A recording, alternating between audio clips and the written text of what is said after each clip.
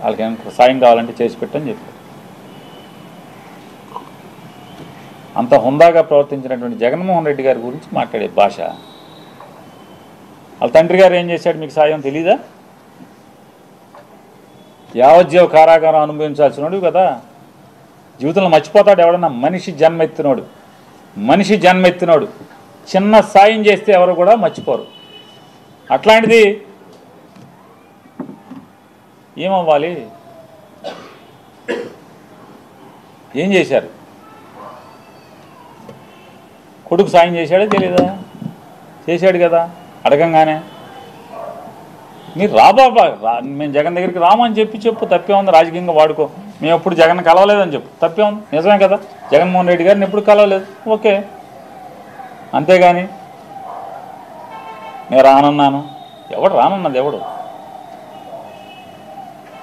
Hospital bill కోసం doctor Harikrishna, ఎవరైతే ఆరోగ్యశ్రీ చూసేవాడు హరికృష్ణతో మాట్లాడలేదు?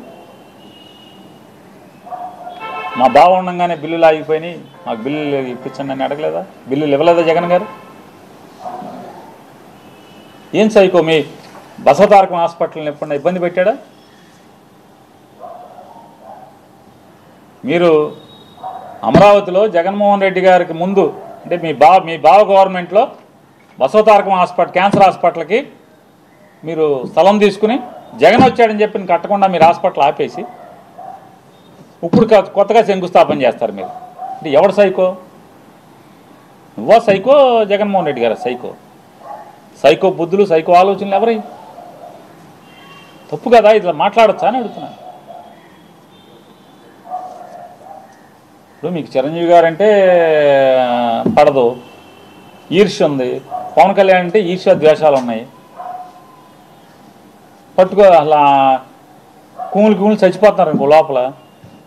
అది మీ బావకే చెప్పుకోవాలి. బావా మనం సపరేట్గా తోసేద్దాం బావ, వీళ్ళని అనవసరం బావా, మనం 164 అలా 21 ఎంతో కదా, మన పనిలో మనం ఉందాం బావానా అని మీ బావకు చెప్పుకోవాలి. ఊరోళ్ళ మీద జగన్ మీద పడి ఏడవటం ఎందుకు?